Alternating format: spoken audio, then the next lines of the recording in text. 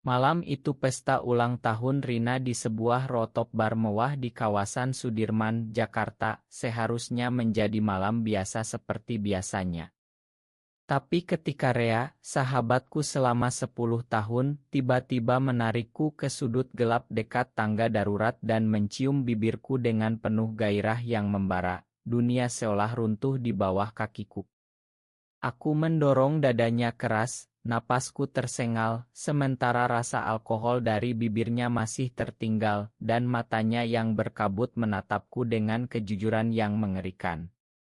Andi, aku mencintaimu. Sudah lama sekali, katanya dengan suara parau sebelum tubuhnya goyah karena mabuk berat. Jantungku berdegup begitu kencang hingga rasanya mau meledak. Rea, sahabatku yang selalu ada di saat susah, yang pernah menemaniku patah hati dengan mantan pacar perempuan dulu, yang tertawa lepas setiap kali kami main bola di lapangan kampus. Ini pasti mimpi buruk. Aku menoleh ke sekitar, takut ada yang melihat. Musik pesta masih menggelegar, tawa teman-teman kami bergema, tapi di kepalaku hanya ada keheningan mencekam. Kamu mabuk, Rek. Besok kamu akan lupa semuanya, gumamku sambil menuntunnya duduk di kursi terdekat. Tapi dalam hati aku tahu kata-katanya bukan sekadar omongan mabuk. Ada sesuatu di tatapannya yang membuat perutku bergejolak, campuran antara ketakutan dan sesuatu yang aneh, seperti kehangatan yang tak pernah aku rasakan sebelumnya dari seorang pria. Sepanjang malam itu aku tak bisa berhenti memikirkan momen itu. Rea tertidur di sofa ruang tamu apartemenku setelah aku memaksa membawanya pulang dengan taksi. Aku duduk di balkon, memandang lampu-lampu kota Jakarta yang tak pernah tidur, sambil merokok satu batang demi satu batang. Kenangan lama muncul seperti banjir. Kami bertemu di Universitas UI tahun pertama, dia anak Bandung yang ceria, aku anak Jakarta yang pemalu. Kami langsung cocok, seperti saudara. Bersama melewati ujian, pacaran gagal, bahkan saat orang tuaku menekan aku untuk menikah dengan anak teman ayah yang kaya. Rea selalu bilang hidupmu milikmu, Di. Jangan biarkan orang lain tentukan. Tapi sekarang kata-katanya tadi malam membuat semua itu terasa berbeda. Apakah selama ini aku buta? Atau ini hanya alkohol? Pagi harinya, sinar matahari menyusup melalui gorden tipis.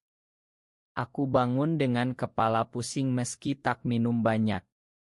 Rea sudah duduk di meja makan, memegang secangkir kopi hitam dengan tangan gemetar.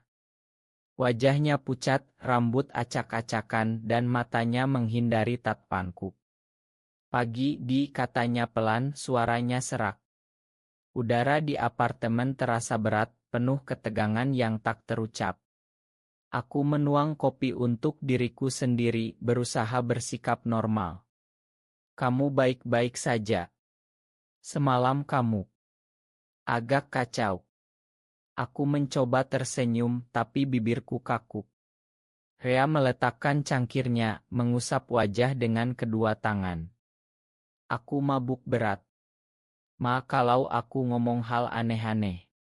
Lupain saja ya. Tapi suaranya bergetar, dan aku tahu dia bohong. Aku bisa melihat di matanya penyesalan, ketakutan, dan sesuatu yang lebih dalam. Aku duduk di depannya, jantungku kembali berdegup kencang. Re, kamu bilang kamu mencintaiku. Itu beneran?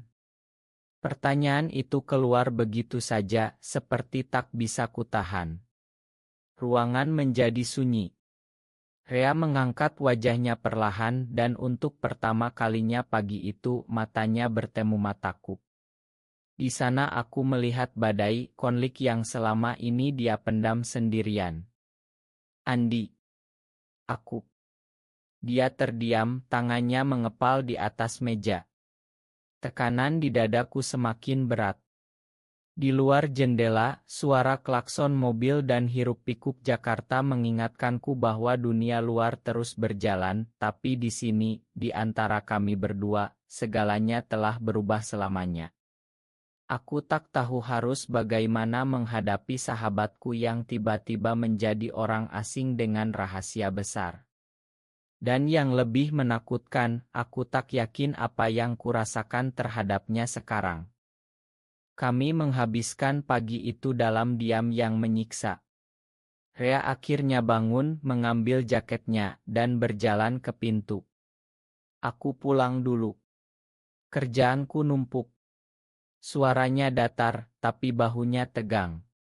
Aku mengangguk saja, tak sanggup menahannya. Setelah pintu tertutup, aku ambruk di kursi. Lasbat datang lagi, kami dulu pernah tidur di tenda saat camping di puncak, tertawa sampai subuh. Sekarang setiap kenangan itu terasa beracun. Aku mandi air dingin berharap bisa mencuci bersih rasa bibirnya yang masih melekat. Tapi semakin aku coba lupakan, semakin jelas bayangannya. Di kantor sore itu aku duduk di depan layar komputer tapi pikiranku melayang. Rekan kerja bertanya kenapa aku diam saja. Aku hanya tersenyum tipis. Bagaimana aku bisa cerita bahwa sahabatku, pria yang mereka anggap normal, baru saja mengguncang dunia kecilku. Malam semakin larut, dan aku tahu besok pagi atau lusa kami harus bicara lagi. Kebenaran itu tak akan hilang begitu saja. Rea menghilang selama 2 hari penuh. Teleponku tak diangkat, pesan WhatsApp hanya centang biru tanpa balasan. Aku berusaha fokus kerja di agensi iklan tempatku bekerja, tapi setiap kali lead terbuka, aku setengah berharap melihat wajahnya. Sabtu pagi ibuku menelepon dengan suara riang yang biasa. Andi, minggu depan ada acara keluarga di rumah. Tante Siti bawa anaknya, kamu ingatkan. Cantik, lulusan UI juga. Tekanan itu datang lagi, seperti pisau yang selalu mengancam. Aku sudah 28 tahun, anak tunggal, dan di mata keluarga besar kami yang tinggal di perumahan elite Pondok Indah, status lajangku adalah aib. Iya, Bu, jawabku pelan, tapi dalam hati aku berteriak. Bagaimana kalau mereka tahu apa yang terjadi 2 malam lalu? Malam itu aku memutuskan ke Kai Aurit kami di Kemang, tempat Rea dan aku biasa nongkrong setelah kerja. Tak kusangka dia sudah duduk di sudut, sendirian dengan latte yang sudah dingin. Matanya melebar saat melihatku. Di, kebetulan ya. Suaranya dipaksakan santai. Kami duduk berhadapan, udara tegang seperti kabel listrik yang hampir putus.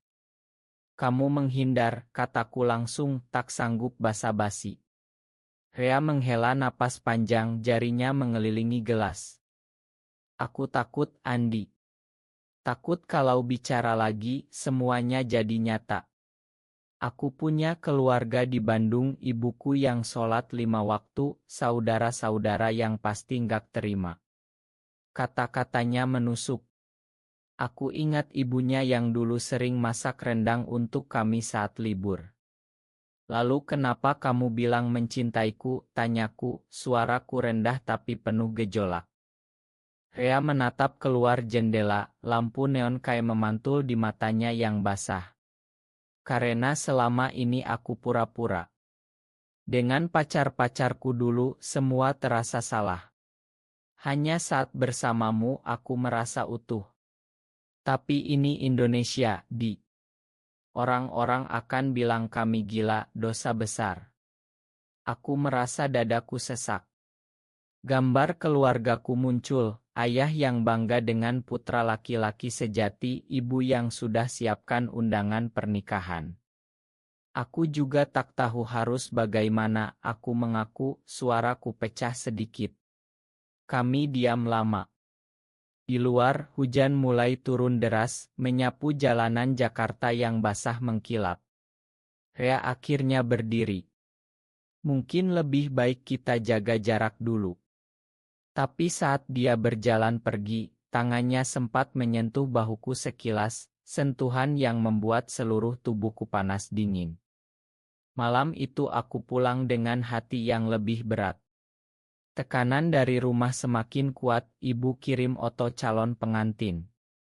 Aku tak bisa tidur, memandang langit-langit kamar sambil bertanya pada diri sendiri, apakah perasaan ini layak diperjuangkan, atau memang harus kuhancurkan demi damai keluarga. Hari-hari berikutnya berlalu seperti kabut. Di kantor, Rea pindah ke tim lain tanpa bilang apa-apa.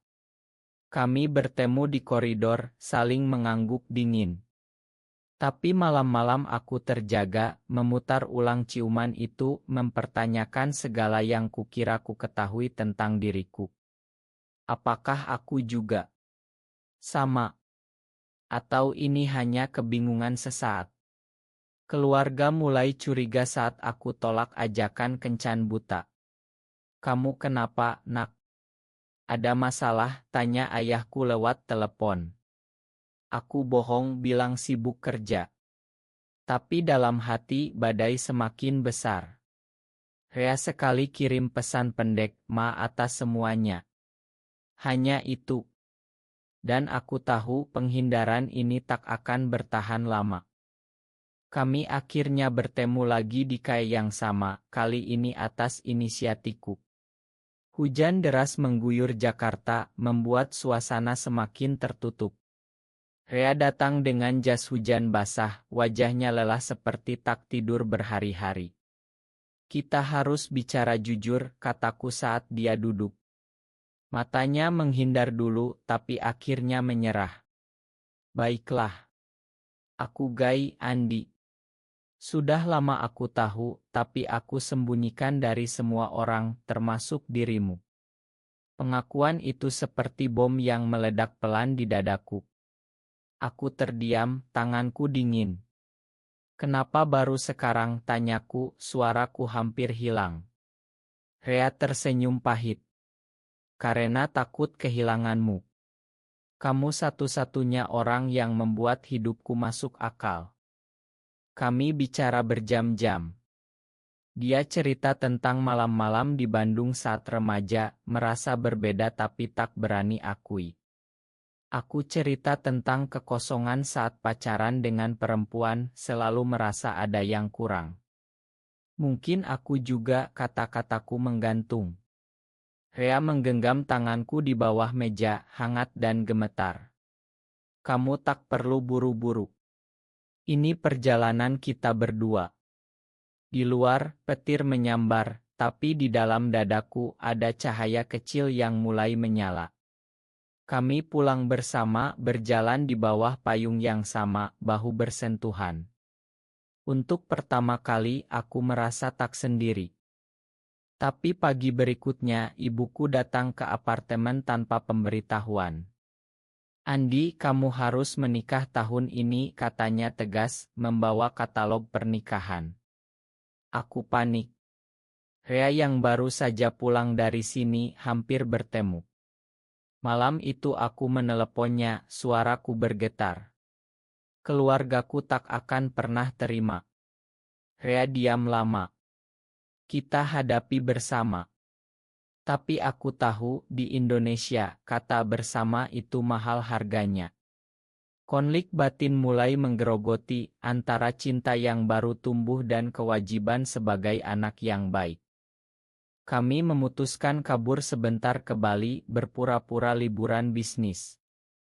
Di pantai Kuta yang cerah, angin laut membawa kelegaan sementara. Rea memelukku dari belakang saat matahari terbenam, bisikannya lembut. Di sini, rasanya kita bebas. Aku membalik badan, menatap matanya yang penuh harap. Ciuman kami kali ini sadar, penuh perasaan, bukan karena mabuk. Air mata mengalir di pipiku, campuran bahagia dan takut.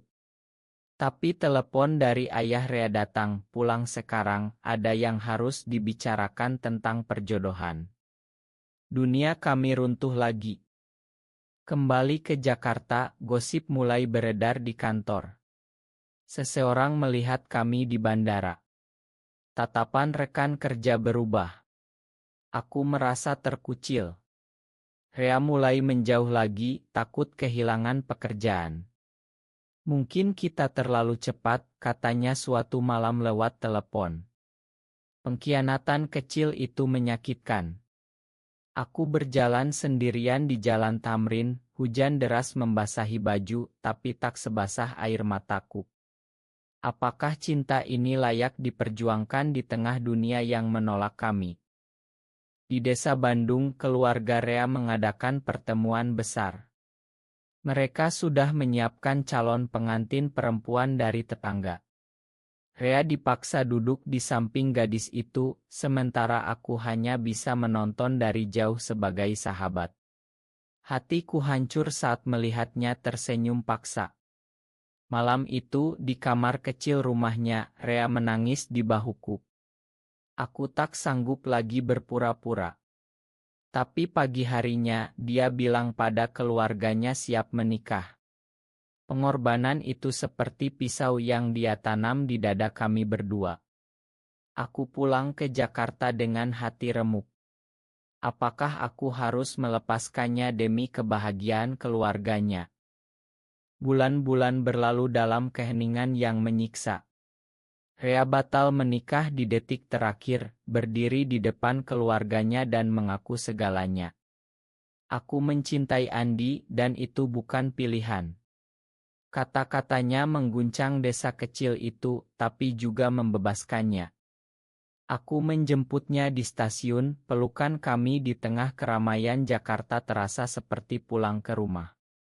Kami memilih pindah ke apartemen baru, mulai hidup dengan jujur meski dunia masih memandang sinis. Keluargaku perlahan mulai terima, meski berat.